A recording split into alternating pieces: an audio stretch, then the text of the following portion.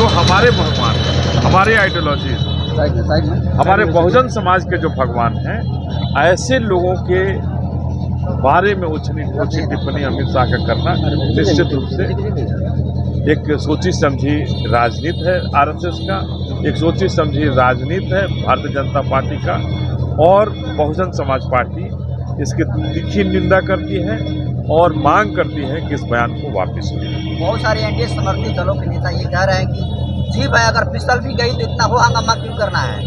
मैं ये जो एनडीए के जो लोग शासन के लिए, कुर्सी के लिए, चाहे नीतीश कुमार जी हों, जीतन राम मांझी जी हों, चिराग पासवान जी हों, ये दलित के साथ जो प्रेम दिखाते हैं, बहुजन समाज के साथ जो प्रेम दिखाते हैं, ये नौटंकी कब तक करेंगे।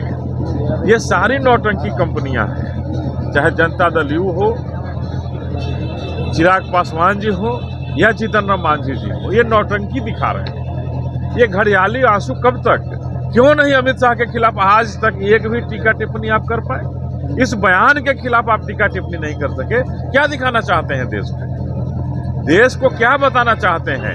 ये कब तक आप देश के साथ विश्वासघात करने वालों के साथ खड़े रहिएगा, आरएसएस के एजेंडा में शामिल होइएगा, और भारत के संविधान के खिलाफ अगर कोई टीका टिप्पणी करता है, नीतीश कुमार जी कहाँ सोए हुए हैं, जीतन राम मांझी जी कहाँ सोए हुए हैं, चिराग पासवान जी कहाँ सोए हुए हैं। हम दलितों के मसीहा, हम बहुजन समाज के भगवान, हम पिछड़ा अति पिछड़ा के भगवान, महिलाओं के भगवान के खिलाफ भारतीय जनता पार्टी के एक मंत्री टीका टिप्पणी कर रहा है, और आप उसके साथ गलबहियां करके शासन चला रहे हैं। कब तक डबल इंजन की सरकार आप चलाएंगे।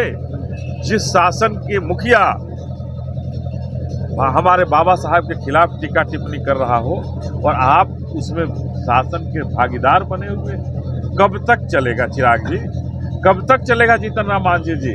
हमें तो ऐसा लगता है, हम तो बिहार के हैं लोग, ठोक बजा के एक ही चीज़ कहना चाहते हैं कि हम तो बाबा साहब के सम्मान के साथ खड़े हैं, जिएंगे मरेंगे बाबा साहब के सम्मान के साथ मरेंगे, और बाबा साहब ने जो मान और सम्मान दिया है उसके साथ खड़े रहेंगे। लेकिन कोई भी हम सबों के जिंदा रहते हुए बाबा साहब के खिलाफ कोई टीका टिप्पणी करेगा, उसे किसी भी स्तर तक जाकर छोड़ेंगे नहीं। अमित शाह का बयान आया, कह रहे हैं कि अगर हम माफी भी मांग देंगे तो दाल नहीं गलने वाली है। कौन सी दाल उनसे गलाने की बात कर रहे हैं। हम आरएसएस से कोई दाल नहीं गलाना चाहते हैं कि आरएसएस वाले हमारे दाल गला दें। हमारे बहुजन समाज का दाल रोज गलता है।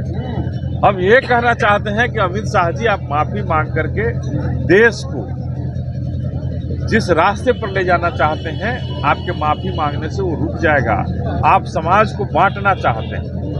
आप हिंदू हिंदू नारा देकर के हम अकलियत समाज को बांट रहे थे, और जब आप देख लिए ये हिंदू हिंदू कहने से बाबा साहब के लोग नहीं टूट रहे हैं, तो आप बाबा साहब के खिलाफ टीका टिप्पणी कर।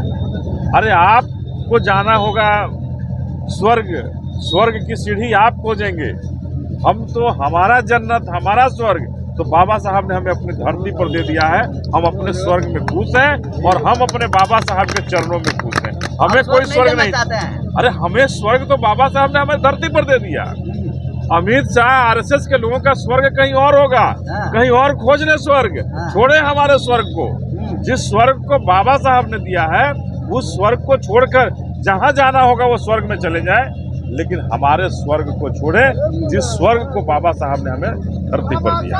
जिस अमित शाह से, राहुल गांधी से जितने तारीफ अनिल भैया जिंदाबाद, माफी मांग पाए।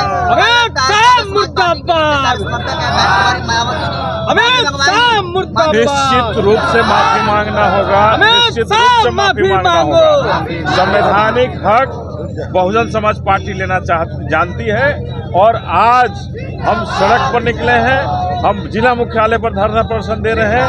अगर अमित शाह और भारतीय जनता पार्टी आरएसएस के लोग नहीं सचेते, नहीं चेते, तो निश्चित रूप से हम आगे और भी तीखे आंदोलन के रूप में जाएंगे। बहुत बहुत धन्यवाद।